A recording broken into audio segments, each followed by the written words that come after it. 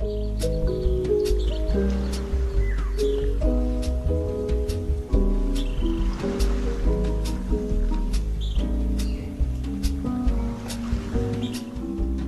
Mary Venzel White, and this is Creative Space Chats with Writers. In these 30-minute interviews, we explore creativity and the writing life, inspiration, community, and ways to spark creativity for writers and everyone else. Joining me today is Kakophonix, a writer in another sense of the word. He plays the cello and other instruments and composes music. So I'm excited to speak with him about that type of creative writing. Thanks for agreeing to chat with me. Of course, thank you for having me. It's always nice that creatives like to take time out of their schedule to come and chat. And instead of me introducing you, I think I'll ask you first about your musical background. When was music introduced to your life? When did you realize that it would become a really important part in your career?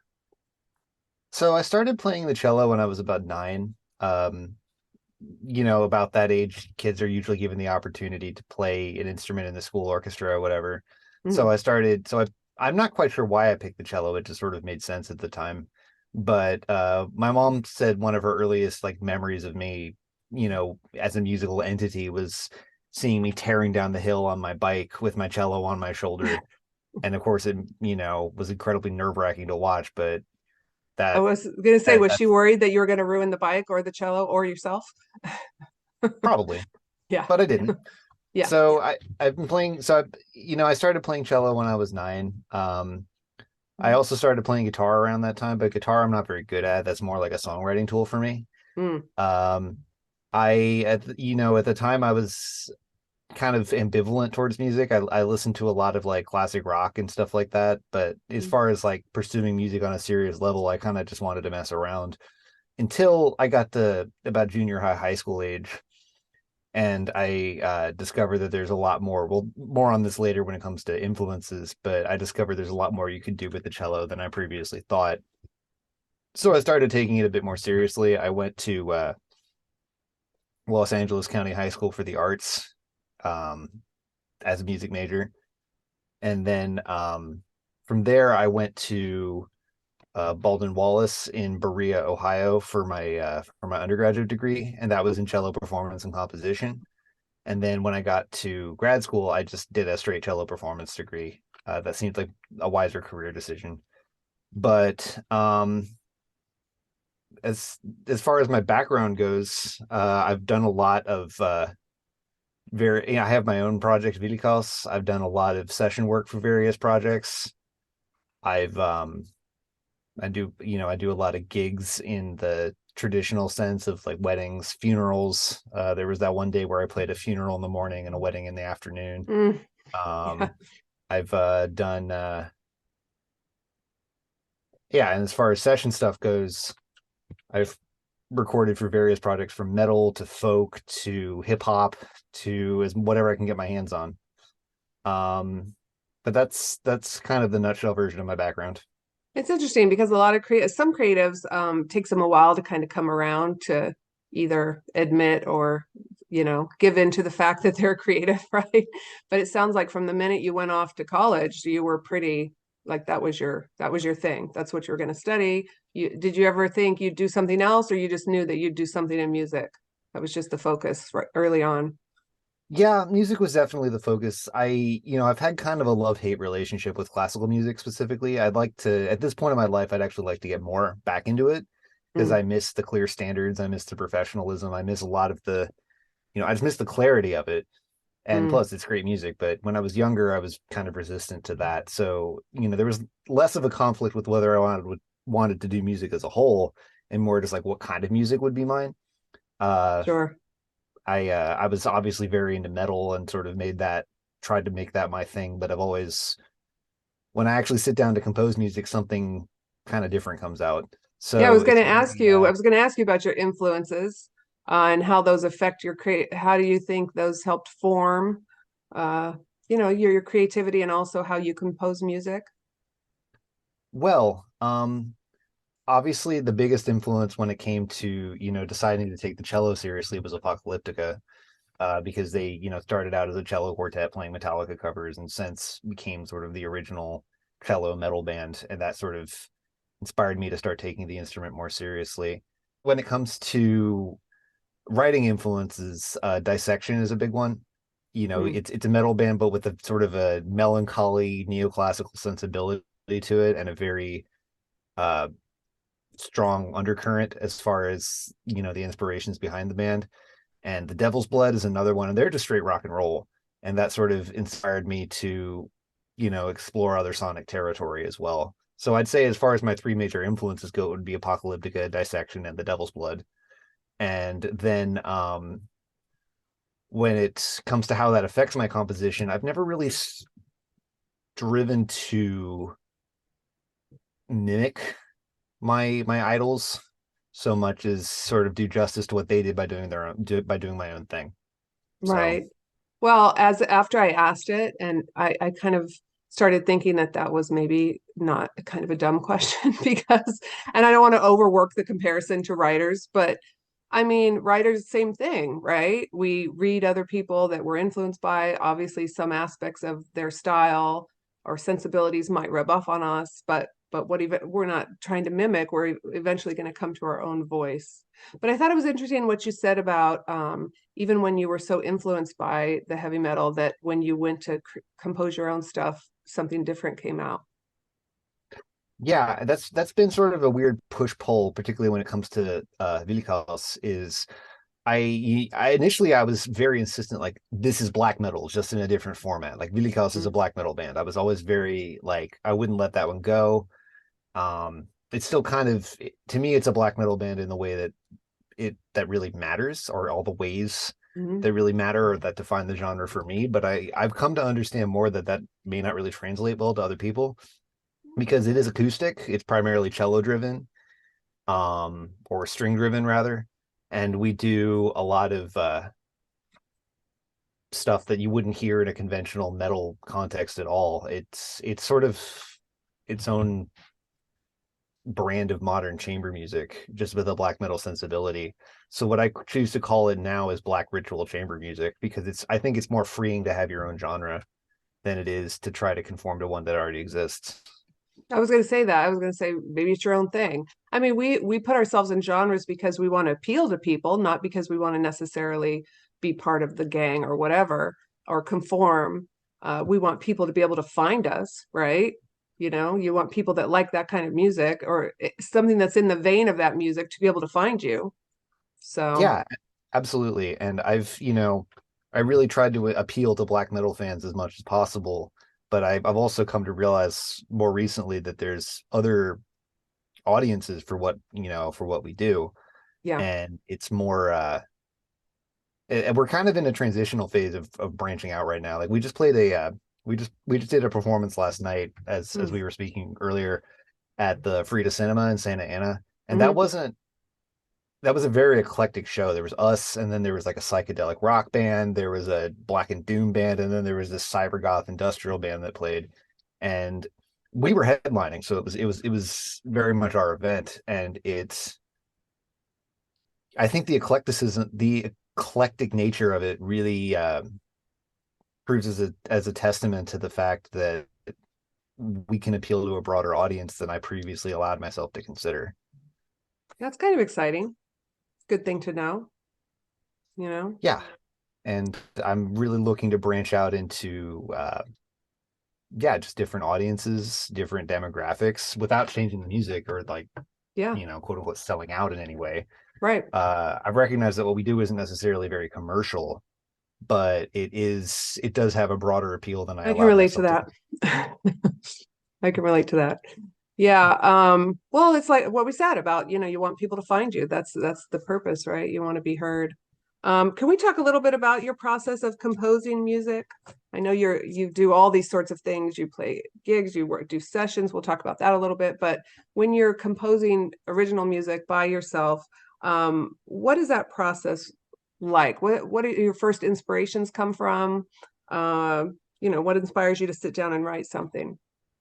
Well, of late, oftentimes a concept comes first more than a musical idea. Hmm. Like the concept of for example, like Revolutionary Upheaval, was we're going to play this piece, Locusts, later. I, as just an example, I try to create like an image of like a swarm of locusts to represent sort of mass mobilization or a mass movement, and just this black cloud descending on whatever. And so that initial inspiration came before I actually sat down and put bow to string at all.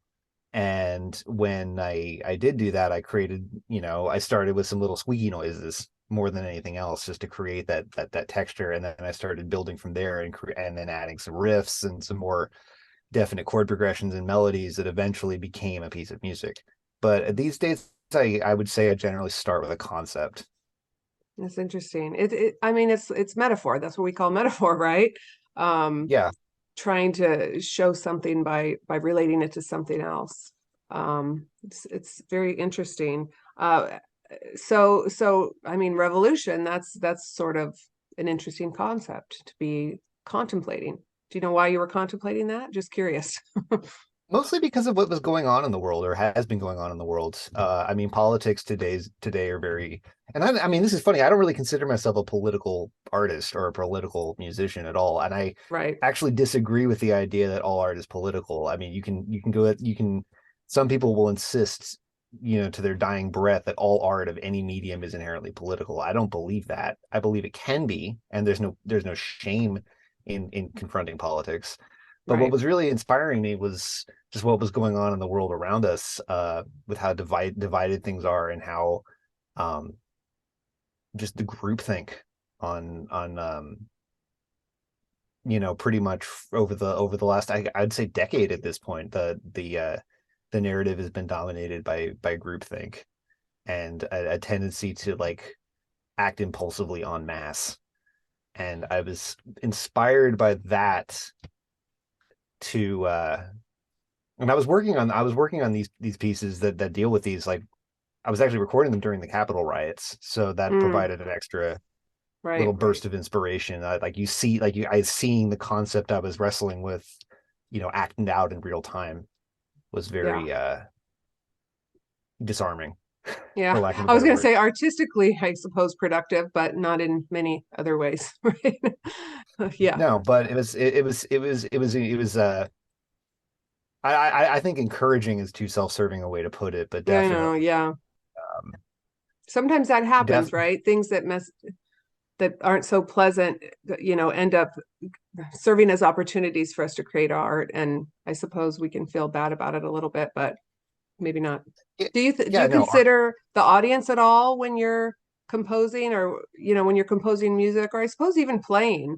Do you think, but more composing, do you think of the audience when you're composing? I know you say you're not political, so you're not trying to get forth any agenda or anything, but do you think about who's going to hear the music at all? after the fact. Mm, Entirely an internal dialogue when I start the process, and then once I have a finished product, I think, okay, how am I going to present this to people? mm, Um, just to get and them to hear it. I Yeah. think that when I perform live, I'm much more engaged with the audience, because you're confronting them very directly. It's not an isolated process. Well, then So it's performance. Yeah. I do think about the impression I want to leave the audience with. Not in the self-conscious sense so much as like, am I able to deliver the message or intent or picture I'm trying to paint with the music as clearly as possible? I'm not thinking about that as much while I compose. While you compose. Well, that's another, again, to belabor the comparison, that's another difference with writers. Unless you're a spoken word artist or something, we don't necessarily have that aspect. You have the performance aspect on top of the other layers of what you do, so with its own considerations. So we will play a sample from Locust. I'm really glad you described it. I've listened to it several times, of course, so it's making me relate to it more now. And we'll play that right now so everyone can hear some of your music. Sweet.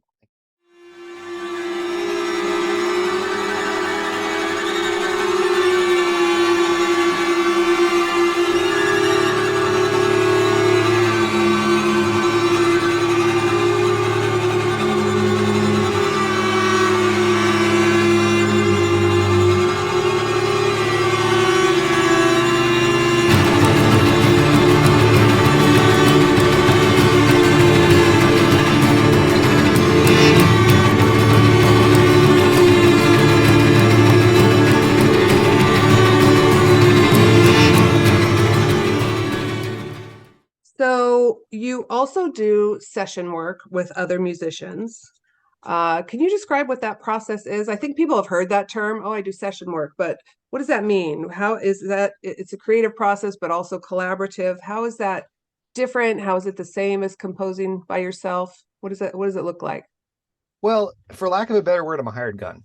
What I do is I record, I compose and record my own parts for a band or artist who decides they want cello or orchestrations on their work. And the big cello, or the big challenge, there's always a cello involved, but the big challenge is taking your ego out of it and recognizing like I don't have any personal ownership over this. And usually when I hear the final mix of something I recorded, oftentimes for my personal taste, I think that I'm mixed too low, but I don't say anything usually because it's not my place. It's like they mix me where they want me to be. As far as volume. Yes. Okay. And they mixed the cello tracks at about the level they want. They want cello, but not so much. or just it's whatever purpose it serves for them. So just that right. Something as simple as that, like I'm not gonna throw a hissy fit over the fact that I wasn't mixed on someone else's record the way I want to hear it because it's not my record. Right. Or sometimes they'll even use less of my ideas or not even use my ideas, and I'll be like, oh, okay, whatever. Like that's been a learned skill. Because I used to be when I was younger, I was in another band where I wrote a lot of the music myself. And then the ideas would be kind of messed with after the fact. And I would get really upset about that. So I have a really clear division now where I have Hvile I Kaos, which is my band. And then I control everything. I write everything. It's my baby and it's mine. And everything else, session work, is totally separate. And I keep my ego as removed from that as humanly possible. Yeah. And a lot of creatives have those divisions because you might have to work a day job. Maybe you do marketing copy, or you write things for an organization that are, as you put it, using the hired gun portion of yourself, the skills that you have, but you're not putting necessarily your creative slant on it. In the way that you play, I suppose there's always an aspect of creativity as well in how, because you could play the same thing different ways on different days, right? So that's what we talked about a minute ago, that performance aspect, I think, from what you do, that's a little different too, how you're going to present it each time. We're going to play another clip from some of your session work, right? And this one is called Baldur. Yes, do you want to introduce that at all, or? Yes, that's from a project I work with called Ozzy and the Jupiter. It's a neo-folk project I work with. Okay. And this is a perfect example of how they'll give me a track that has, an underlying theme or idea or progression, and I build on top of that. This one I chose because it does actually allow me to take a more soloistic role, but that was all something that was called for ahead of time. I wouldn't have done that if that's not what the musician requested. And regardless, the cello does take a lead role in this, albeit in a way that is meant to complement the overarching picture that's being painted. Okay. And that's a question I probably should have asked as far as when you go to do session work, how much back and forth is there about, and I was talking about how you can play things differently. How much do they give you direction? They obviously hand you the music, but do they tell you direction as far as play it this way or play it that way? It all depends on the client. Some clients are very hands-on. Some just tell me to go nuts. I'm fine with either. Yeah. Okay, so we'll listen to that now.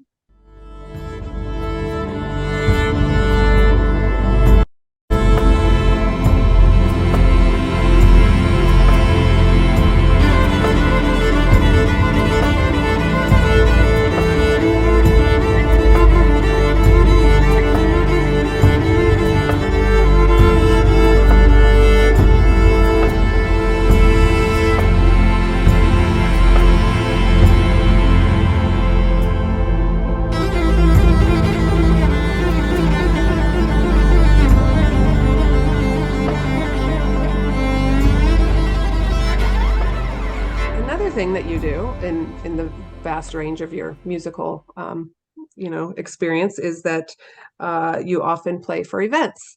when you're hired to play for events, and it's a good intro. I'm glad we listened to the samples because they're diverse styles, right? And I imagine when you go to events, you could also be asked to play a wide range of different things. What do you think, kind of in general, just from your experience, why do people want a cello player at an event? Why would they specifically pick that? What do you think music adds to an event in general? I mean, it's kind of an interesting thing, right? And I'm sure you've done a variety of different events. Well, I think that, people pick the cello because of the sound quality. It has a very close sound quality to the human voice. It has a very Mm, personal and intimate sensibility to it. warm. Yes. And, oftentimes, if they want just solo cello, they want something very intimate and personal. Hmm. For other gigs, they'll hire an ensemble.